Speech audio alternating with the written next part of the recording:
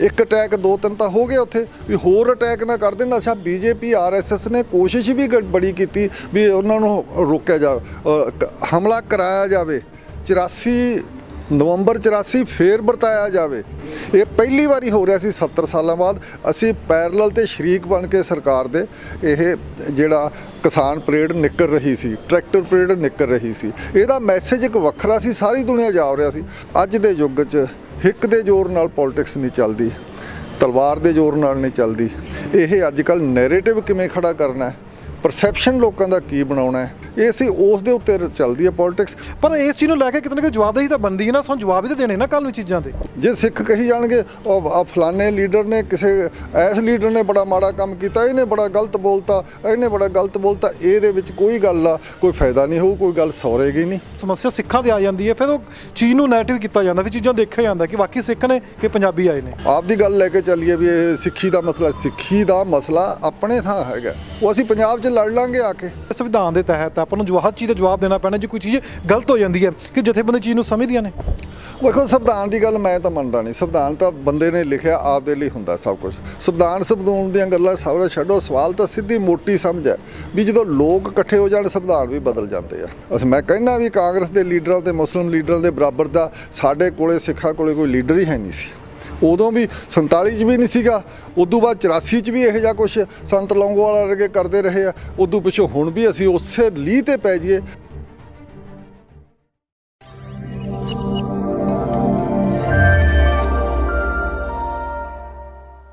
ਸਤਿ ਸ਼੍ਰੀ ਅਕਾਲ ਦੋਸਤੋ, ਪੰਜਾਬ ਨਿਊਜ਼ ਤੇ ਤੁਹਾਡਾ ਸਭ ਦਾ ਸਵਾਗਤ ਹੈ। ਜਿਸ ਤਰੀਕੇ ਨਾਲ ਧਰਨੇ ਨੂੰ ਲੈ ਕੇ ਲੋਕ ਆਪ ਮਾਰੇ ਹੁਣ ਵੀ ਜਾ ਰਹੇ ਨੇ, ਔਰ ਚਰਚਾ ਹੀ ਬਣੀ ਹੋਈ ਹੈ ਕਿ ਹਰ ਵਿਅਕਤੀ ਇਹੀ ਕਹਿ ਰਿਹਾ ਜੋ ਧਰਨੇ ਵਿੱਚ ਮੌਜੂਦ ਹੈ ਕਿ 3 ਬਿੱਲ ਰੱਦ ਕਰਵਾ ਕੇ ਜਾਣੇ ਨੇ। ਸਾਡੇ ਨਾਲ ਜਸਪਾਲ ਸਿੰਘ ਸਿੱਧੂ ਨੇ ਜੋ ਕਿ ਜਥੇਬੰਦੀਆਂ ਨੂੰ ਮਿਲ ਕੇ ਆਏ ਨੇ, ਜੋ ਦਿੱਲੀ ਗਏ ਸੀ ਜਥੇਬੰਦੀ ਨੂੰ ਮਿਲ ਕੇ ਆਏ ਨੇ, ਵਿਚਾਰ ਵੀ ਸਾਂਝੇ ਹੋਏ ਨੇ, ਗੱਲਾਂ ਵੀ ਹੋਈਆਂ ਨੇ। ਉਹ ਸਭ ਤੋਂ ਵੱਡੀ ਗੱਲ ਹੈ ਕਿ ਹੁਣ ਅੱਗੇ ਜਾ ਕੇ ਹੋਏਗਾ ਕੀ, ਕਿਸਾਨੀ ਧਰਨਾ ਹੁਣ ਕਿਹੜੇ ਪਾਸੇ ਜਾਊਗਾ, ਕੀ ਹੋਊਗਾ। ਪਰ ਕਿਸਾਨ ਉੱਥੇ ਡਟੇ ਹੋਏ ਨੇ, ਹੁਣ ਵੀ ਬੈਠੇ ਨੇ, ਇੱਕੋ ਗੱਲ ਕਹਿ ਰਹੇ ਨੇ ਕਿ ਅਸੀਂ 3 ਬਿੱਲ ਰੱਦ ਕਰਵਾ ਕੇ ਜਾਣੇ ਨੇ।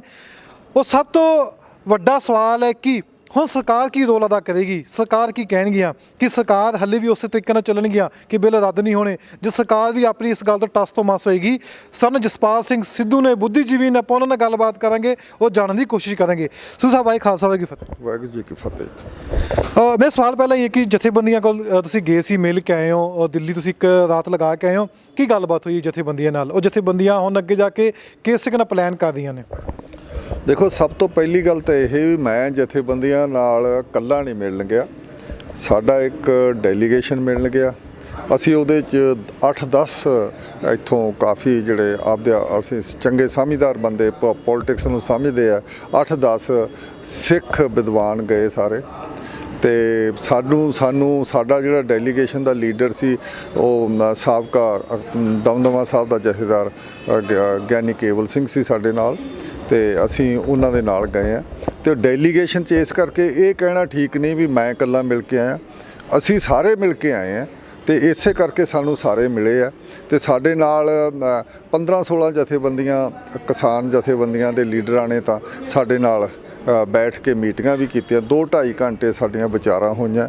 ਅਸੀਂ ਜਿਹੜੀਆਂ ਕੋਈ ਅੰਦਰੂਨੀਆਂ ਗੱਲਾਂ ਉਹਦੇ ਉੱਤੇ ਮੈਂ ਕੋਈ ਗੱਲ ਨਹੀਂ ਕਰਨਾ ਚਾਹੁੰਦਾ, ਪਰ ਅਸੀਂ ਜਿਹੜਾ ਮਹਿਸੂਸ ਕਰਦੇ ਹਾਂ, ਅਸੀਂ ਇਹੀ ਮਹਿਸੂਸ ਕਰਦੇ ਹਾਂ ਵੀ ਮੁੜ ਕੇ ਅਸੀਂ ਉਹਨਾਂ ਨੂੰ ਵੀ ਮਿਲੇ। ਉਸ ਤੋਂ ਬਾਅਦ ਅਸੀਂ ਵੱਡੇ ਲੀਡਰ ਵੀ, ਸਾਨੂੰ ਟਕੈਤ ਵੀ ਮਿਲ ਗਏ, ਅਤੇ ਸਾਨੂੰ ਡਾਕਟਰ ਦਰਸ਼ਨਪਾਲ ਵੀ ਮਿਲੇ ਆ, ਸਾਨੂੰ ਬਲਵੀਰ ਸਿੰਘ ਰਾਜੇਵਾਲ ਵੀ ਮਿਲੇ ਆ, ਅਤੇ ਸਾਰੇ ਤਕਰੀਬਨ ਅਸੀਂ ਜਿਹੜਾ ਗੁਰਨਾਮ ਸਿੰਘ ਚੜੂਨੀ ਨਾਲ ਵੀ 1 ਘੰਟੇ ਦੀ ਮੀਟਿੰਗ ਕੀਤੀ ਆ, ਸਾਰਿਆਂ ਨਾਲ ਅਸੀਂ ਮਿਲੇ ਹਾਂ। ਉਹਦੇ ਵਿੱਚ ਸਾਡੀਆਂ ਕੋਈ ਜਿਹੜੀਆਂ ਨਿੱਕੀਆਂ ਮੋਟੀਆਂ ਸਾਡੇ ਵਿਸ਼ਵਾਸ ਨਾਲ ਉਹਨਾਂ ਨੇ ਸਾਨੂੰ ਗੱਲਾਂ ਦੱਸੀਆਂ, ਉਹ ਤਾਂ ਮੈਂ ਉਹਨਾਂ 'ਤੇ ਕੋਈ ਗੱਲ ਨਹੀਂ ਕਰਨਾ ਚਾਹੁੰਦਾ, ਪਰ ਇਹ ਜ਼ਰੂਰ ਕਰਨਾ ਚਾਹੁੰਦਾ ਗੱਲ ਵੀ ਸਾਨੂੰ ਇਹ ਇੰਪਰੈਸ਼ਨ ਮਿਲਿਆ ਵੀ ਇਹ 32 ਜਥੇਬੰਦੀਆਂ ਨੂੰ ਇਕੱਠੇ ਹੋ ਕੇ ਆਪਸ ਵਿੱਚ ਦੀ ਸਾਂਝੇ ਲੈਵਲ 'ਤੇ, ਇੱਕ ਗਰੁੱਪ ਦੇ ਲੈਵਲ 'ਤੇ, ਇੱਕ ਬਾਹਰ ਲੋਕਾਂ ਨਾਲ ਮੀਟਿੰਗਾਂ ਕਰਕੇ ਇਹ ਦਿਖਾਉਣਾ ਚਾਹੀਦਾ ਵੀ ਬੜਾ ਸੋਲਿਡ ਗਰੁੱਪ ਹੈ। ਅਤੇ ਗਰੁੱਪ ਵਿੱਚ ਹਮੇਸ਼ਾ ਸਾਰੇ ਬੰਦਿਆਂ ਦੇ ਵਿੱਚ 32 ਕੀ ਤੁਸੀਂ 5 ਬੰਦੇ ਹੋਣ, 4 ਇਕੱਠੇ ਹੋਣ, ਉਹਨਾਂ ਵਿੱਚ ਆਪਸ ਵਿੱਚ ਦੀ ਇੱਕ ਸੁਰ ਨਹੀਂ ਹੁੰਦੇ, ਫਰਕ ਹੁੰਦੇ ਆ, ਫਰਕ ਹੈਗੇ ਆ, ਫਰਕ ਚਾਹੀਦੇ ਵੀ ਹੈ। ਇਸੇ ਕਰਕੇ ਵੱਖਰੀਆਂ ਵੱਖਰੀਆਂ ਜਥੇਬੰਦੀਆਂ, ਪਰ ਇਹ ਨਹੀਂ ਹੈ ਕੋਈ ਬਹੁਤ ਵੱਡੀ ਲੜਾਈ ਆ ਉਹਨਾਂ ਦੀ ਆਪਸ ਵਿੱਚ ਦੀ ਵੀ ਇਕੱਠੇ ਨਹੀਂ ਹੋ ਸਕਦੇ, ਉਹ ਇਕੱਠੇ ਹੈਗੇ ਆ। ਪਰ ਸਾਡਾ ਇਹੀ ਆ ਸਾਡਾ ਸੁਜੈਸ਼ਨ ਹੈ ਜਿਹੜਾ ਵੀ ਤੁਸੀਂ ਇਸ ਨੂੰ ਹੋਰ ਜ਼ਿਆਦਾ ਇੱਕ ਮਿਲ ਵਰਤਨ ਨੂੰ, ਆਪਦੇ ਨੂੰ, ਸਹਿਯੋਗ ਨੂੰ, ਰੈਗੂਲਰ ਮੀਟਿੰਗਾਂ ਨੂੰ ਤੇਜ਼ ਕਰੋ। 26 ਜਨਵਰੀ ਬਾਅਦ ਦੀ ਗੱਲ ਹੁੰਦੀ ਹੈ, ਕੀ ਜ਼ਿਕਰ ਆਉਂਦਾ, ਕਿ ਗੱਲਬਾਤ ਹੁੰਦੀ ਹੈ, ਕਿੱਥੇ ਗਲਤੀ ਹੋ ਗਈ, ਕਿਸ ਚੀਜ਼ ਨੂੰ ਘੋਲਣ ਦੀ ਲੋੜ ਹੈਗੀ ਹੈ, ਕਿ ਜਿਸ ਤਰੀਕੇ ਨਾਲ ਆਪਾਂ ਨੂੰ ਪਤਾ ਕਿ 26 ਤੋਂ ਪਹਿਲਾਂ ਹੀ ਇੱਕ ਤੁਹਾਨੂੰ ਯਾਦ ਹੋਣਾ ਕਿ ਕੋਰਟ ਦੇ ਵਿੱਚ ਇੱਕ ਐਫੀਡੇਵਿਟ ਦਿੱਤਾ ਗਿਆ ਸੀ ਕਿ ਕਿਸਾਨਾਂ ਦੇ ਵਿੱਚ ਖਾਲਿਸਤਾਨੀ ਆ ਗਏ ਨੇ, ਕਿ ਸੁਚੇਤ ਹੋ ਗਈ ਸੀ ਜਥੇਬੰਦੀ ਉਹ ਚੀਜ਼ਾਂ ਨੂੰ ਲੈ ਕੇ ਕਿ 26 ਤੋਂ ਪਹਿਲਾਂ ਐਫੀਡੇਵਿਟ ਦਿੱਤਾ ਗਿਆ, ਸਾਨੂੰ ਸੁਚੇਤ ਰਹਿਣਾ ਚਾਹੀਦਾ ਕਿ ਇਹੋ ਜਿਹਾ ਕੋਈ ਕਾਰਨਾਮਾ ਹੋ ਸਕਦਾ।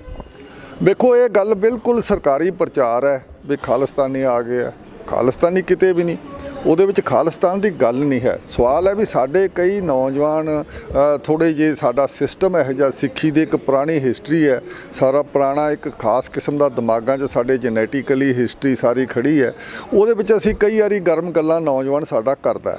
ਨੌਜਵਾਨ ਨੂੰ ਅਸੀਂ ਉਸ ਗਰਮ ਗੱਲਬਾਤ ਨੂੰ ਅਸੀਂ ਖਾਲਿਸਤਾਨ ਕਹਿ ਦਈਏ, ਇਹ ਨਹੀਂ ਹੈ। ਕਿਉਂਕਿ ਖਾਲਿਸਤਾਨ ਹੁਣ ਹਰਿਆਣੇ ਦੇ ਵਿੱਚ ਬੈਠ ਕੇ ਖਾਲਿਸਤਾਨ ਕੌਣ ਬਣਾਉਂਦਾ? ਉੱਥੇ ਖਾਲਿਸਤਾਨ ਦੀ ਗੱਲਬਾਤ ਹੋ ਤਾਂ ਪੰਜਾਬ ਦੀ ਧਰਤੀ ਤੋਂ ਕੋਈ ਕਰੀ ਜਾਵੇ, ਉਹ ਹੁੰਦੀਆਂ ਰਹੀਆਂ ਤੇ ਹੁੰਦੀਆਂ ਰਹਿਣਗੀਆਂ, ਇਹਦੇ 'ਚ ਕੋਈ ਕਿਸੇ ਨੂੰ ਨਹੀਂ ਰੋਕ ਸਕਦਾ। ਸਵਾਲ ਤਾਂ ਇਹ ਹੈ ਵੀ ਅਸੀਂ ਹਰਿਆਣੇ ਦੇ ਉੱਥੇ ਜਮਾਂ ਉਹਦੀ ਧਰਤੀ ਤੇ ਬੈਠੇ ਆ, ਆਲੇ ਦੁਆਲੇ ਹਰਿਆਣਵੀ ਬੈਠੇ ਆ। ਹਰਿਆਣਾ ਦੀ ਬੀਜੇਪੀ ਦੀ ਸਰਕਾਰ, ਉਹ ਸਾਡੇ ਵਿਰੋਧੀ ਸਰਕਾਰ ਹੈ, ਸਿੱਖਾਂ ਦੇ ਵੀ ਵਿਰੋਧ 'ਚ ਖੜੀ ਹੈ। ਉਹਨਾਂ ਦੀ ਸਰਕਾਰ ਹੀ ਵੱਡੀ ਦਿੱਲੀ ਦੀ ਹੈ ਜਿਹਦੇ ਨਾਲ ਲੜਾਈ ਹੋ ਰਹੀ ਹੈ, ਉਹ ਵੀ ਪੂਰੀ ਫੋਰਸ ਨਾਲ ਬਹੁਤ ਵੱਡੀ ਦਿੱਲੀ ਸਟੇਟ ਬੈਠੀ ਹੈ, ਦਿੱਲੀ ਸਟੇਟ ਦਾ ਤੰਤਰ ਬੈਠਾ। ਇੰਨੇ ਵੱਡੇ ਸਟੇਟ ਵਿੱਚ ਜਾ ਕੇ ਉੱਥੇ ਜਾ ਕੇ ਸਾਨੂੰ ਕਿਵੇਂ ਅਸੀਂ ਗੱਲਾਂ ਕਰਨੀਆਂ? ਇਹ ਸਾਡੇ ਜਿਹੜੇ ਸਿੱਖ ਬੁੱਧੀਮਾਨ ਹੈ, ਵਿਚਾਰਵਾਨ ਹੈ, ਚਿੰਤਕ ਹੈ, ਉਹਨਾਂ ਨੂੰ ਸੋਚਣਾ ਚਾਹੀਦਾ ਵੀ ਅਸੀਂ ਸਿਆਸਤ ਦੀ ਗੱਲ ਕਰੀਏ, ਅਸੀਂ ਸਮਝ ਦੀ ਗੱਲ ਕਰੀਏ, ਅਸੀਂ ਅਕਲ ਦੀ ਗੱਲ ਕਰੀਏ, ਅਸੀਂ ਇਹੋ ਜਿਹੀ ਗੱਲ ਇੱਥੇ ਨਾ ਕਰੀਏ। ਇਹਦੇ ਬੱਚਿਆਂ ਨੂੰ ਅਸੀਂ ਕੰਟਰੋਲ ਕਰਕੇ ਰੱਖੀਏ, ਇਹ ਸਾਡਾ ਫਰਜ਼ ਬਣਦਾ। ਬੱਚਿਆਂ ਦੇ ਤਾਂ ਮਨ 'ਚ ਜਿਹੜਾ ਹੈਗਾ ਹੀ ਹੈ। ਬਾਕੀ ਜਿੱਥੋਂ ਤੱਕ 26 ਜਨਵਰੀ ਦੀਆਂ ਲਾਲ ਕਿਲ੍ਹੇ ਦੀਆਂ ਘਟਨਾਵਾਂ, ਉਹਦੇ 'ਚ ਕੋਈ ਗਲਤ ਵੀ ਨਹੀਂ ਗੱਲ ਹੋਈ, ਪਰ ਉਹਦੇ ਨਾਲ ਸਰਕਾਰ ਨੂੰ ਮੌਕਾ ਜ਼ਰੂਰ ਮਿਲਿਆ। ਨਿਸ਼ਾਨ ਸਾਹਿਬ ਚੜਾਉਣਾ ਕੋਈ ਗਲਤ ਨਹੀਂ ਸੀ। 2014 ਤੋਂ ਲਗਾਤਾਰ ਅਸੀਂ ਇਹ ਮਨਾ ਰਹੇ ਹਾਂ ਬਰਸੀ ਬਘੇਲ ਸਿੰਘ ਦੀ, ਇਹ ਸਾਲ 'ਚ ਇੱਕ ਤੇ ਅਸੀਂ ਚੜਾ ਰਹੇ ਹਾਂ ਨਿਸ਼ਾਨ ਸਾਹਿਬ ਲਗਾਤਾਰ, ਕੋਈ ਸਾਨੂੰ ਨਹੀਂ।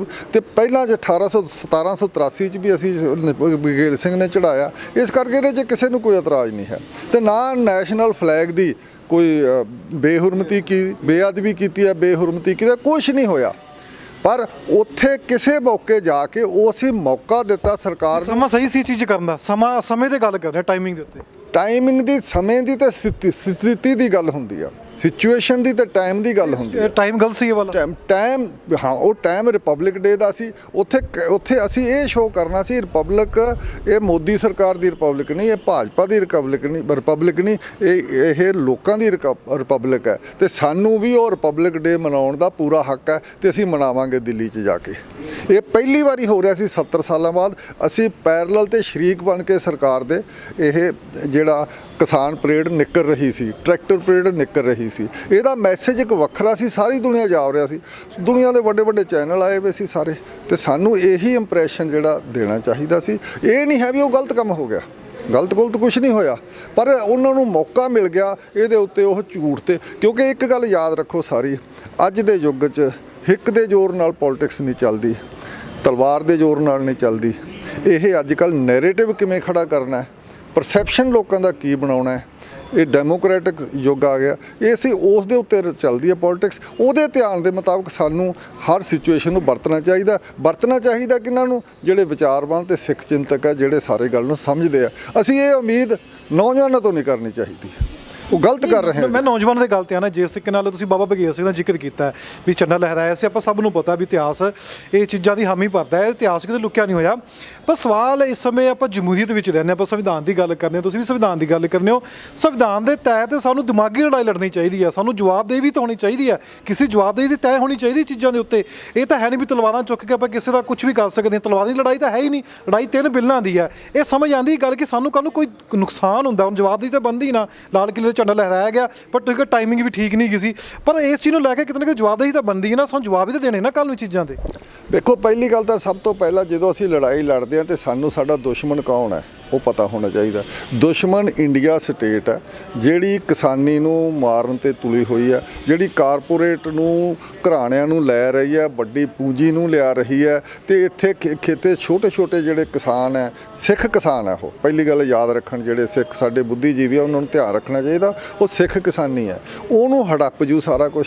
ਉਹ ਆਪਦੇ ਖੇਤਾਂ ਦੇ ਵਿੱਚ ਹੀ, ਆਪਦੇ ਖੇਤਾਂ ਵਿੱਚ ਆਪਦੀ ਮਲਕੀਅਤ, ਜਿੱਥੇ ਛੋਟੇ ਮੋਟੇ ਭਾਵੇਂ 1 ਏਕੜ 2 ਏਕੜ ਦੀ ਮਲਕੀਅਤ, ਉੱਥੇ ਹੀ ਉਹ ਵੱਡੀ ਪੂੰਜੀ ਦੇ ਗੁਲਾਮ ਤੇ ਮੁਜ਼ਾਹਰੇ ਬਣ ਜਾਣਗੇ। ਉਹਨਾਂ ਦੇ ਉਹ ਇਹਨਾਂ ਦੇ ਕਰਿੰਦੇ ਬਣ ਜਾਣਗੇ। ਤੇ ਇਹ ਜਿਹੜਾ ਬਹੁਤ ਵੱਡਾ ਅਟੈਕ ਹੋ ਰਿਹਾ, ਜਿਹਦੇ ਵਿੱਚ ਅਟੈਕ, ਜਿਹਨੂੰ ਅਸੀਂ ਨਿਊ ਲਿਬਰਲਿਜ਼ਮ ਦਾ ਅਟੈਕ ਕਹਿੰਦੇ ਆ, ਜਿਹਦੇ ਵਿੱਚ ਮਾਨਵਤਾ ਤੇ ਅਟੈਕ ਆ ਸਮੁੱਚੀ ਤੇ, ਇਹ ਬਹੁਤ ਵੱਡੀ ਲੜਾਈ ਲੜ ਰਹੇ ਆ। ਤੇ ਇਸ ਕਰਕੇ ਸਾਡਾ ਦੁਸ਼ਮਣ ਹੈਗੀ ਇੰਡੀਅਨ ਸਟੇਟ ਇਸ ਕਰਕੇ ਦੁਸ਼ਮਣ ਹੈ ਵੀ ਉਹਨਾਂ ਨੂੰ ਸੱਦਾ ਦੇ ਰਹੀ ਆ।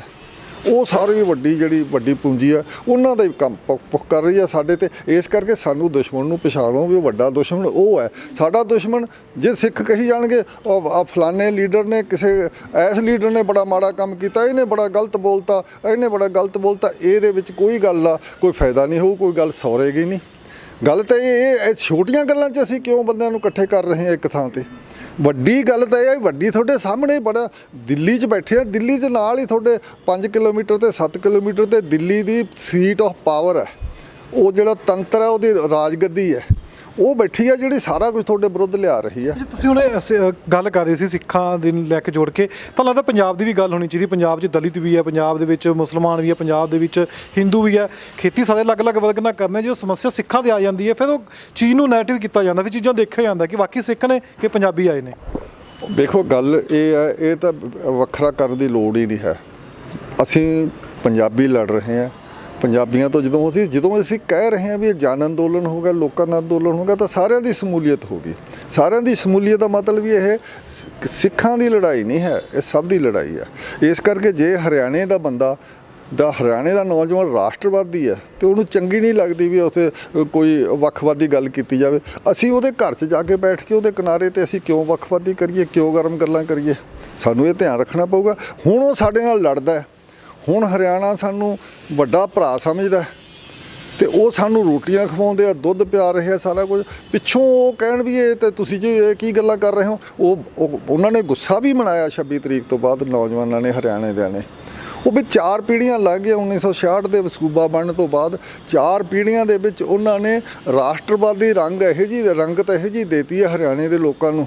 ਤੇ ਦਿੱਲੀ ਦੇ ਨੇੜੇ ਤਾਂ ਦਿੱਤੀ ਜਾਂਦੀ ਹੈ, ਜਿੱਥੇ ਵੱਡੀ ਸੀਟ ਆਫ ਪਾਵਰ ਹੋਵੇ ਉੱਥੇ ਤਾਂ ਰੰਗ ਚੜ੍ਹਿਆ ਹੀ ਹੁੰਦਾ। ਇਸ ਕਰਕੇ ਸਾਨੂੰ ਧਿਆਨ ਰੱਖਣਾ ਚਾਹੀਦਾ ਉਹਨਾਂ ਦੀਆਂ ਸੈਂਸੀਬਿਲਿਟੀ ਦੀਆਂ ਵੀ, ਉਹਨਾਂ ਦੀ ਸੰਵੇਦਨਸ਼ੀਲਤਾ ਦਾ ਵੀ ਸਾਨੂੰ ਧਿਆਨ ਰੱਖਣਾ ਚਾਹੀਦਾ। ਜਥੇਬੰਦੀ ਨੂੰ ਹੁਣ ਧਿਆਨ ਰੱਖਣਾ ਚਾਹੀਦਾ ਵੀ ਕੱਲ੍ਹ ਨੂੰ ਕੋਈ ਇਹੋ ਚੀਜ਼ ਦੁਬਾਰਾ ਵਾਪਰ ਜਾਂਦੀ, ਕੁਝ ਵੀ ਹੋ ਜਾਂਦਾ, ਜਵਾਬਦੇਹੀ ਬਣੀਦੀ ਹੈ। ਉਹ ਸਭ ਤੋਂ ਵੱਡਾ ਸਵਾਲ ਹੈ ਕਿ ਜੋ ਲਾਲ ਕਿਲ੍ਹੇ ਵਿੱਚ ਘਟਨਾ ਹੋਈ, ਉਸ ਤੋਂ ਬਾਅਦ ਜਥੇਬੰਦੀਆਂ ਦੀ ਵੀ ਜਵਾਬਦੇਹੀ ਬਣਦੀ ਸੀ।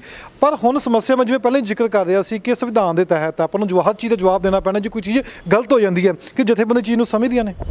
ਵੇਖੋ, ਸੰਵਿਧਾਨ ਦੀ ਗੱਲ ਮੈਂ ਤਾਂ ਮੰਨਦਾ ਨਹੀਂ। ਸੰਵਿਧਾਨ ਤਾਂ ਬੰਦੇ ਨੇ ਲਿਖਿਆ, ਆਪਦੇ ਲਈ ਹੁੰਦਾ ਸਭ ਕੁਝ। ਸੰਵਿਧਾਨ ਦੀਆਂ ਗੱਲਾਂ ਸਾਰਾ ਛੱਡੋ। ਸਵਾਲ ਤਾਂ ਸਿੱਧੀ ਮੋਟੀ ਸਮਝ ਹੈ ਵੀ ਜਦੋਂ ਲੋਕ ਇਕੱਠੇ ਹੋ ਜਾਣ ਸੰਵਿਧਾਨ ਵੀ ਬਦਲ ਜਾਂਦੇ ਆ। ਸੰਵਿਧਾਨ ਦੀ ਗੱਲ ਨਹੀਂ ਹੈ। ਸਵਾਲ ਤਾਂ ਇਹ ਹੈ ਵੀ ਲੋਕ ਕਿਹੜੀ ਗੱਲ 'ਤੇ ਇਕੱਠੇ ਹੋਏ? ਲੋਕ ਆਪਦੀ ਹੋਂਦ ਲਈ ਇਕੱਠੇ ਹੋਏ ਆ ਵੀ ਜਿਉਂਦੇ ਰਹਿਣਾ ਅਸੀਂ। ਤੇ ਇਹ ਕਿਸਾਨੀ ਬਿੱਲਾਂ ਦਾ ਮਸਲਾ ਹੈਗਾ, ਇਹ ਸਾਰੇ ਕਿਸਾਨੀ ਕਾਨੂੰਨਾਂ ਦਾ ਮਸਲਾ ਹੈ। ਇਹਨੂੰ ਅਸੀਂ ਰੱਦ ਕਰਾਉਣ ਦਾ ਮਤਲਬ ਇਹ ਨਹੀਂ ਹੈ ਵੀ ਇਹ ਰੱਦ ਕਰਾਏ ਤੋਂ ਬਾਅਦ ਸਾਰਾ ਕੁਝ ਹੀ ਠੀਕ ਹੋ ਜੂ। ਸਵਾਲ ਇਹ ਹੈ ਵੀ ਇੱਕ ਜਿਹੜਾ ਹਮਲਾ ਕੀਤਾ ਸਾਡੇ ਉੱਤੇ, ਸਿੱਧਾ ਹਮਲਾ ਕਾਰਪੋਰੇਟ ਨੇ ਕੀਤਾ ਸਾਡਾ, ਉਹ ਪਹਿਲੇ ਹਮਲੇ ਨੂੰ ਰੋਕਣਾ। ਲੜਾਈ ਤਾਂ ਸਾਡੀ ਬਹੁਤ ਲੰਬੀ ਹੈ, ਕਈ ਸਾਲ ਚੱਲੂਗੀ ਸਾਰੀ। ਉਹ ਵੀ ਬੜੀ ਸਮੱਸਿਆਵਾਂ ਨੇ ਪੰਜਾਬ 'ਚ। ਉਹ ਵੀ ਸਾਰੀ ਇਹ ਲੜਾਈ ਬਹੁਤ ਲੰਬੀ ਆਪਣੇ ਆਪ ਵਿੱਚ। ਇਸ ਕਰਕੇ ਅਸੀਂ ਉਸ ਹਮਲੇ ਨੂੰ ਰੋਕਣ ਲਈ ਪੰਜਾਬ ਤੋਂ ਚੱਲੇ ਆ ਤੇ ਸਾਡੇ ਲੋਕਾਂ ਨੇ ਹੱਥੀਂ ਛਾਵਾਂ ਕੀਤੀਆਂ, ਸਾਰੇ ਲੋਕ ਸਾਡੇ ਨਾਲ ਰਲ ਗਏ ਆ। ਹੁਣ ਅਸੀਂ ਇਹ ਧਿਆਨ ਰੱਖੀਏ ਵੀ ਲੋਕ ਜਿਹੜੀ ਗੱਲ ਤੇ ਰਲੇ ਆ, ਸਾਡੇ ਨਾਲ ਲੜਨ ਜਾਂਦੇ ਆ, ਅਸੀਂ ਉਸੇ ਗੱਲ ਤੇ ਖੜੇ ਰਹੀਏ। ਵਿੱਚ ਆਪ ਦੀ ਗੱਲ ਨਾ ਲੈ ਕੇ ਜਾਵੜੀਏ, ਜਾ ਕੇ ਆਪ ਦੀ ਗੱਲ ਲੈ ਕੇ ਚੱਲੀਏ ਵੀ ਇਹ ਸਿੱਖੀ ਦਾ ਮਸਲਾ ਆਪਣੇ ਥਾਂ ਹੈਗਾ, ਉਹ ਅਸੀਂ ਪੰਜਾਬ 'ਚ ਲੜ ਲਾਂਗੇ ਆ ਕੇ। ਉੱਥੇ ਅਸੀਂ ਲੜਦੇ ਆ ਜਮਾਂ ਜਾ ਕੇ ਹਰਿਆਣੇ 'ਚ। ਉੱਥੋਂ ਦੇ ਹੁਣ ਇਹ ਡਰ ਬਣਿਆ ਵਾ, ਉੱਥੇ ਜਿਹੜੇ ਬੈਠੇ ਆ ਸਾਰੇ, ਅਸੀਂ ਪੁੱਛਣ ਤੋਂ ਕਈਆਂ ਤੋਂ ਪਤਾ ਲੱਗਿਆ, ਉਹ ਖੁਦ ਹੀ ਕਹਿੰਦੇ ਆ ਸਾਨੂੰ, ਮੈਂ ਕਿਸੇ ਦਾ ਨਾਂ ਨਹੀਂ ਲੈਣਾ ਚਾਹੁੰਦਾ, ਪਰ ਉਹ ਖੁਦ ਹੀ ਕਹਿੰਦੇ ਵੀ ਸਾਨੂੰ ਹੁਣ ਇੱਥੇ ਖਤਰਾ ਬਣਿਆ ਰਿਹਾ 26 ਤੋਂ ਬਾਅਦ ਵੀ ਸਾਡੇ ਤੇ ਇੱਥੇ ਇੱਕ ਅਟੈਕ 2-3 ਤਾਂ ਹੋ ਗਏ ਉੱਥੇ, ਵੀ ਹੋਰ ਅਟੈਕ ਨਾ ਕਰ ਦੇਣ। ਅੱਛਾ, BJP RSS ਨੇ ਕੋਸ਼ਿਸ਼ ਵੀ ਬੜੀ ਕੀਤੀ ਵੀ ਉਹਨਾਂ ਨੂੰ ਰੋਕਿਆ ਜਾਵੇ, ਹਮਲਾ ਕਰਾਇਆ ਜਾਵੇ। 84 ਨਵੰਬਰ 84 ਫੇਰ ਵਰਤਾਇਆ ਜਾਵੇ। ਕਤਲੇਆਮ ਫੇਰ ਕਰਾਇਆ ਜਾਵੇ, ਇਹ ਤਾਂ ਸਾਡੀ ਖੁਸ਼ਕਿਸਮਤੀ ਹੈ। ਜਾਂ ਕੁਝ ਹਰਿਆਣੇ ਦੇ ਲੀਡਰਾਂ ਨੇ ਵੀ ਬੜਾ ਯੋਗਦਾਨ ਪਾਇਆ ਵੀ ਇਹ ਹੋਣ ਨਹੀਂ ਦਿੱਤਾ। ਕਾਂਗਰਸ ਨੇ ਤੇ ਦਿੱਲੀ ਸਰਕਾਰ ਨੇ ਤਾਂ ਕੋਸ਼ਿਸ਼ ਬਹੁਤ ਕੀਤੀ ਆਪਣੇ ਆਪ 'ਚ, ਤੇ ਸਾਨੂੰ ਇਹਦਾ ਧਿਆਨ ਰੱਖਣਾ ਚਾਹੀਦਾ ਵੀ ਅਸੀਂ ਐਵੇਂ ਹੀ 26 ਜਨਵਰੀ ਉੱਤੇ ਸਾਨੂੰ ਹੁਣ ਇਹ ਸਾਰਾ ਛੱਡਣੀ ਪਊ ਸਾਰੀ ਗੱਲਬਾਤ, ਤੇ ਇਹਦੇ ਉੱਤੇ ਸਾਨੂੰ ਅੱਗੇ ਤੁਰਨ ਲਈ ਅਗਲਾ ਰਾਹ ਪੱਧਰਾ ਕਰਨਾ ਪਊ। ਪਿਛਲੇ 26 ਦੇ ਇੰਸੀਡੈਂਟ ਤੋਂ ਅਸੀਂ ਸਬਕ ਲੈਣਾ, ਸਿੱਖਣਾ। ਉਹਦੇ ਉੱਤੇ ਨਹੀਂ ਖੜੇ ਰਹਿਣਾ, ਉਹਦੇ ਉੱਤੇ ਨਹੀਂ ਮੀਟਿੰਗਾਂ ਕਰੀ ਜਾਣੀਆਂ। ਅਸੀਂ ਕਰੋ ਜੇ ਮੀਟਿੰਗਾਂ ਕਰਨੀਆਂ, ਕਿਸੇ ਨੇ ਸਾਰੇ ਇਕੱਠ ਕਰਨੇ ਆ ਤਾਂ ਉਹ ਇਹਦੇ ਤੇ ਕਰੋ ਵੀ ਅਸੀਂ ਕਿਵੇਂ ਹੁਣ ਗਾਹਾਂ ਮੈਨੂੰ ਲੱਗਦਾ ਕਿ ਸਰਕਾਰ ਤੋਂ ਬਾਅਦ ਗੱਲਬਾਤ ਸ਼ੁਰੂ ਕਰੇਗੀ, ਕਿਉਂਕਿ ਹਲੇ ਕੁਛ ਸੱਦਾ ਆਇਆ ਨਹੀਂ ਵਗੈਰਾ। ਸਰਕਾਰ ਦਾ ਰੁਖ ਕੀ ਹੋ ਸਕਦਾ ਕਿ ਸਰਕਾਰ ਨਰਮ ਪਊਗੀ ਕਿ ਸਰਕਾਰ ਹੁਣ ਹਾਵੀ ਹੋ ਜੂਗੀ? ਦੇਖੋ, ਜੇ ਸਾਡੀ ਯੂਨਿਟੀ ਬਣੀ ਰਹੀ, ਅਸੀਂ ਇਕੱਠੇ ਰਹੇ ਸਾਰੇ 32 ਦੇ 32 ਯੂਨੀਅਨ, ਸਾਡੇ ਆਪਸ ਵਿੱਚ ਦੇ ਜਿੰਨੇ ਛੋਟੇ ਮੋਟੇ ਵਖਰੇਵੇਂ ਆ ਉਹਨਾਂ ਦੇ ਬਾਵਜੂਦ ਵੀ ਅਸੀਂ ਇਕੱਠੇ ਰਹੇ ਤਾਂ ਸਰਕਾਰ ਨੂੰ ਝੁਕਾ ਕੇ ਛੱਡਾਂਗੇ। ਸਰਕਾਰ ਦੀ ਨੀਤ ਕੀ ਲੱਗਦੀ ਹੈ ਤੁਹਾਨੂੰ ਅੱਗੇ ਜਾ? ਸਰਕਾਰ ਦੀ ਨੀਤ ਤਾਂ ਤੁਹਾਨੂੰ ਤੋੜਨ ਦੀ ਆ। ਆਹ ਜਿਹੜੇ ਗੱਲ ਕਰਾ ਕੇ ਆਪਸ ਵਿੱਚ ਦੀ ਪਾੜ ਰਹੇ ਆ ਤਾਂ ਤੋੜਨ ਦੀ ਆ।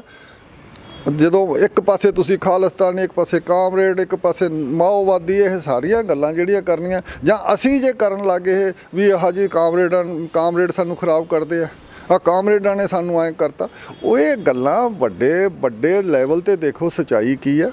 ਲੈਵਲ 'ਤੇ ਤੁਸੀਂ ਛੋਟੇ 'ਤੇ ਨਾ ਦੇਖੋ। ਅਸੀਂ ਅੱਜ ਕੱਲ੍ਹ ਸਾਨੂੰ ਬਾਹਰੋਂ ਸਪੋਰਟ ਕਿਉਂ ਮਿਲੀ, ਬਾਹਰਲੇ ਮੁਲਕਾਂ 'ਚੋਂ, ਦੁਨੀਆ ਸਾਰੀ ਤੋਂ ਸਪੋਰਟ ਕਿਉਂ ਮਿਲੀ? ਇਸ ਕਰਕੇ ਸਾਡੀ ਓਡੀ ਵੱਡੀ ਜ਼ਿੰਮੇਵਾਰੀ ਬਣਦੀ ਹੈ, ਖਾਸ ਕਰਕੇ ਸਿੱਖ ਬੁੱਧੀਜੀਵੀਆਂ ਦੀ, ਸਿੱਖ ਚਿੰਤਕਾਂ ਦੀ, ਵੀ ਉਹ ਹੁਣ ਵੱਡੇ ਲੈਵਲ 'ਤੇ ਦੇਖਣ ਵੀ ਅਸੀਂ ਹੁਣ ਨਿੱਕੀਆਂ ਗੱਲਾਂ ਨੂੰ ਛੱਡ ਦਈਏ, ਛੋਟਾਪਣ ਛੱਡ ਦਈਏ, ਅਸੀਂ ਵੱਡੇ ਲੈਵਲ 'ਤੇ ਦੇਖੀਏ ਕੀ ਹੋਇਆ। ਅਸੀਂ ਉਹੀ ਆ ਵੀ ਸਾਡੇ ਨਾਲ ਦੇਖੋ, ਇੱਕ ਪ੍ਰੋਬਲਮ ਹੈ ਸਾਡੇ ਪੰਜਾਬ ਦੇ ਸਾਰੇ ਪਿੰਡਾਂ 'ਚ, ਮੈਂ ਵੀ ਪਿੰਡ ਦਾ ਰਹਿਣ ਵਾਲਾ, ਤੇ ਸਾਡੇ 'ਚ ਜਿਹੜੀ ਛੋਟੀ ਸ਼ਰੀਕੇਬਾਜ਼ੀ ਹੁੰਦੀ ਹੈ ਉਹੀ ਸਾਨੂੰ ਦਬਾਈ ਰੱਖਦੀ ਹੈ। ਆ ਸਾਡਾ ਸ਼ਰੀਕਾ ਖਰਾਬ ਕਰਦਾ, ਸਾਡਾ ਸ਼ਰੀਕਾ ਖਰਾਬ ਕਰਦਾ, ਇਹਨੂੰ ਅਸੀਂ ਬਿਲੇ ਲਾ ਦਈਏ ਤਾਂ ਪਤਾ ਨਹੀਂ ਐਂ ਲੱਗਦਾ ਜਿਵੇਂ ਅਸੀਂ ਦੁਨੀਆ ਦੇ ਮਾਲਕ ਹੋ ਜਾਵਾਂਗੇ। ਸ਼ਰੀਕੇਬਾਜ਼ੀ ਦੇ ਵਿੱਚ ਹੀ ਅਸੀਂ ਫਸ ਜਾਈਏ ਤਾਂ ਇਹ ਕਿੱਥੋਂ ਗੱਲ ਜਾਊ? ਸ਼ਰੀਕੇਬਾਜ਼ੀ ਤਾਂ ਉੱਠ ਕੇ ਹੁਣ ਮਸਲਾ ਗਲੋਬਲ ਹੈ, ਵੱਡਾ ਮਸਲਾ ਹੈ, ਤੇ ਸਾਨੂੰ ਵੱਡੇ ਮਸਲੇ ਬਾਰੇ ਸੋਚਣਾ ਚਾਹੀਦਾ। ਅਸੀਂ ਵੱਡੀਆਂ ਗਲਤੀਆਂ ਪਹਿਲਾਂ ਵੀ ਕੀਤੀਆਂ। 47 'ਚ ਸਾਡੀ ਲੀਡਰਸ਼ਿਪ ਨੇ 47 'ਚ ਵੀ ਬਹੁਤ ਵੱਡੀਆਂ ਗਲਤੀਆਂ ਕੀਤੀਆਂ। ਵੀ ਇੱਕ ਪਾਸੇ ਮੁਸਲਿਮ ਲੀਗ ਨੂੰ ਆਪਦਾ ਗੋਲ ਕਲੀਅਰ ਸੀ, ਜਾਂ ਤਾਂ ਤੁਸੀਂ ਸਾਰਾ ਦੇਸ਼ ਡੀਸੈਂਟਰਲਾਈਜ਼ਡ ਟਾਈਪ ਦੀ ਸਰਕਾਰ ਬਣਾਓ ਜਿਹਦੇ 'ਚ ਸਭ ਨੂੰ ਵੱਖਰੇ ਅਧਿਕਾਰ ਮਿਲਣ, ਇਸ ਕਿਸਮ ਦਾ ਤੁਸੀਂ ਫੈਡਰਲ ਸਿਸਟਮ ਲਿਆਓ। ਤੇ ਉਹਨਾਂ ਦਾ ਇਹ ਸੀ, ਚਾਹੇ ਸਾਨੂੰ ਅੱਡ ਕਰ ਦਿਓ ਜੇ ਨਹੀਂ ਲਿਆਉਣਾ। ਕਾਂਗਰਸ ਕਹਿੰਦੀ ਵੀ ਅਸੀਂ ਫੈਡਰਲ ਸਿਸਟਮ ਨਹੀਂ ਲਿਆਉਣਾ, ਸਾਨੂੰ ਚਾਹੀਦਾ ਸਟਰੋਂਗ ਕੇਂਦਰ, ਸਟਰੋਂਗ ਨਵੀਂ ਦਿੱਲੀ ਸਟਰੋਂਗ ਚਾਹੀਦੀ ਹੈ, ਤੇ ਉਹ ਸਟਰੋਂਗ ਦੇ ਉੱਤੇ ਖੜੇ ਰਹੇ। ਇੱਥੇ ਗਲਤੀ ਹੋ ਗਈ, ਉੱਥੇ ਸਟਰੋਂਗ ਲੀਡਰ ਤੇ ਖੜੇ ਰਹੇ। ਉਹ ਕਹਿੰਦੇ ਵੀ ਅਸੀਂ ਸਟਰੋਂਗ ਦਿੱਲੀ ਨਹੀਂ ਛੱਡਣੀ, ਭਾਵੇਂ ਦੇਸ਼ ਦੇ ਵਿੱਚੋਂ ਸਾਨੂੰ ਪਾਕਿਸਤਾਨ ਕੱਟ ਕੇ ਦੇਣਾ ਪਵੇ। ਕਾਂਗਰਸ ਦਾ ਵੀ ਕੰਮ ਸਰ ਗਿਆ, ਉਹਨਾਂ ਨੇ ਸਟਰੋਂਗ ਸੈਂਟਰ ਤੇ ਸਟਰੋਂਗ ਦੇਸ਼ ਬਣਾ ਲਿਆ, ਤੇ ਮੁਸਲਿਮ ਲੀਗ ਦਾ ਵੀ ਸਰ ਗਿਆ। ਇਹ ਮਿਨੋਰਿਟੀ ਦਾ ਕੀ ਬਣਦਾ ਸੀਗਾ ਸਿੱਖਾਂ ਦਾ? ਇਹਨਾਂ ਨੂੰ ਧਿਆਨ ਨਹੀਂ ਸੀ ਵੀ ਅਸੀਂ ਅੱਗੇ ਮਿਨੋਰਿਟੀ ਲੈਵਲ 'ਤੇ ਕਿਵੇਂ ਰਹਾਂਗੇ, ਅਸੀਂ ਹੁਣ ਕਿੱਧਰ ਜਾਈਏ, ਸਾਡਾ ਕੀ ਹੋਊਗਾ, ਸਾਨੂੰ ਆਟੋਨਮੀ ਕਿਵੇਂ ਮਿਲ ਸਕਦੀ? ਆਟੋਨਮੀ ਵੀ ਨਹੀਂ ਲਈ, ਵੱਖਰਾ ਦੇਸ਼ ਲੈਂਦੇ ਆਟੋਨਮੀ ਵੀ ਛੱਡਤੀ। ਆ ਕੇ ਹੁਣ ਤੁਸੀਂ ਜੋ 70 ਸਾਲ ਤੋਂ ਬਾਅਦ ਹੋਇਆ ਉਹਦੇ ਉੱਤੇ ਮੈਂ ਤਾਂ ਤਬਸਰਾ ਨਹੀਂ ਕਰਦਾ। ਉਹੀ ਗਲਤੀ ਸੀ, ਉਹੀ ਉਸੇ ਕਿਸਮ ਦੀਆਂ ਗਲਤੀਆਂ ਹੁਣ ਕਰਿਆ। ਛੋਟੀ ਪੋਲੀਟਿਕਸ ਵਿੱਚ ਆ ਕੇ ਫਸ ਜਾਂਦੇ ਨੇੜੇ ਤੇੜੇ ਜੇ, ਵੱਡਾ ਤਾਂ ਦਾਇਰਾ ਰੱਖਿਆ ਹੀ ਨਹੀਂ। ਮੈਂ ਕਹਿੰਦਾ ਵੀ ਕਾਂਗਰਸ ਦੇ ਲੀਡਰਾਂ ਤੇ ਮੁਸਲਿਮ ਲੀਡਰਾਂ ਦੇ ਬਰਾਬਰ ਦਾ ਸਾਡੇ ਕੋਲੇ, ਸਿੱਖਾਂ ਕੋਲੇ ਕੋਈ ਲੀਡਰ ਹੀ ਹੈ ਨਹੀਂ ਸੀ। ਉਦੋਂ ਵੀ 47 'ਚ ਵੀ ਨਹੀਂ ਸੀਗਾ, ਉਦੋਂ ਬਾਅਦ 84 'ਚ ਵੀ ਇਹੋ ਜਿਹਾ ਕੁਛ ਸੰਤ ਲੌਂਗੋਵਾਲ ਵਰਗੇ ਕਰਦੇ ਰਹੇ ਆ। ਉਦੋਂ ਪਿੱਛੋਂ ਹੁਣ ਵੀ ਅਸੀਂ ਉਸੇ ਲੀਹ 'ਤੇ ਪੈ ਜਾਈਏ ਤਾਂ ਅਸੀਂ ਸਬਕ ਨਹੀਂ ਸਿੱਖਣਾ। ਹੁਣ ਆਸ ਹੈਗੀ ਹੈ ਹੁਣ ਇਸ ਜੋ ਜਥੇਬੰਦੀ ਮੋਰਚਾ, ਇਹ ਤਾਂ ਹਾਲਾਤ ਕੱਢਣਗੇ ਜੀ, ਮੈਂ ਨਹੀਂ ਕਹਿ ਸਕਦਾ ਇਹਦੇ ਬਾਰੇ ਕੋਈ ਲੀਡਰਸ਼ਿਪ ਨਿਕਲੂਗੇ ਨਹੀਂ ਤਾਂ ਨਿਕਲੇ ਹੋਣੇ ਚਾਹੀਦੇ। ਅਸੀਂ ਆਸਵੰਦ ਇਸੇ ਗੱਲ 'ਤੇ। ਤੁਸੀਂ ਸਾਰੀ ਗੱਲਬਾਤ ਸੁਣੀਏ। ਸਾਨੂੰ ਮੌਜੂਦ ਸਨ ਜਸਪਾਲ ਸਿੰਘ ਸਿੱਧੂ, ਜੋ ਕਿ ਇਹਨਾਂ ਦੇ ਇੱਕ ਡੈਲੀਗੇਟ ਗਿਆ ਸੀ ਇੱਥੋਂ ਦੀ, ਜੋ ਮਿਲ ਕੇ ਆਏ ਨੇ ਉੱਥੇ ਜਥੇਬੰਦੀਆਂ ਨੂੰ। ਜਥੇਬੰਦੀਆਂ ਨਾਲ ਗੱਲਬਾਤ ਵੀ ਹੋਈ ਹੈ। ਸਭ ਤੋਂ ਵੱਡੀ ਸਵਾਲ ਇਹ ਹੈ, 70 ਸਾਲ ਪਿੱਛੇ ਵੀ ਗਏ ਨੇ, 70 ਸਾਲ ਦਾ ਪਿਛਲਾ 47 ਤੋਂ ਬਾਅਦ ਜੋ ਵਾਪਰਿਆ ਵੀ ਇਹਨਾਂ ਨੇ ਦੱਸਿਆ, ਪਰ ਸਭ ਤੋਂ ਵੱਡਾ ਇਹੀ ਮੁੱਖ ਆਧਾਰ ਹੋਣਾ ਚਾਹੀਦਾ ਕਿ ਕਾਨੂੰਨ ਜੋ ਨੇ ਕਿਸਾਨ ਬੈਠੇ ਨੇ ਰੱਦ ਕਰਵਾਉਣ ਲਈ ਬੈਠੇ ਨੇ ਉੱਥੇ, ਜੋ ਕਿਸਾਨ ਗਏ ਨੇ। ਤਾਂ ਲੀਡਰਸ਼ਿਪ ਨੂੰ ਵੀ ਸੋਚਣਾ ਪੈਣਾ ਕਿਤੇ ਨਾ ਕਿਤੇ ਜਾ ਕੇ ਕਿ ਅਸੀਂ ਕਿਸ ਨਾਲ ਹੁਣ ਲੋਕਾਂ ਨੂੰ ਅੱਗੇ ਲੈ ਕੇ ਜਾਣਾ। ਲੋਕਾਂ ਨੂੰ ਵੀ ਸੋਚਣਾ ਪੈਣਾ ਕਿ ਇਹੋ ਜਿਹਾ ਕੋਈ ਵੀ ਕੰਮ ਨਾ ਕਰੀਏ, ਕੱਲ੍ਹ ਨੂੰ ਲੀਡਰਸ਼ਿਪ ਜਥੇਬੰਦੀ ਦੀ ਜਵਾਬਦੇਹੀ ਬਣਦੀ ਹੈ ਕਿਸੇ ਚੀਜ਼ ਉੱਪਰ ਜਾ ਕੇ। ਪੇਜ ਨੂੰ ਲਾਈਕ ਕਰਨਾ, ਵੀਡੀਓ ਸ਼ੇਅਰ ਕਰਨਾ ਤਾਂ ਕਿ ਸਾਰੀ ਜਾਣਕਾਰੀ ਦੂਜਿਆਂ ਤੱਕ ਪਹੁੰਚ ਸਕੇ।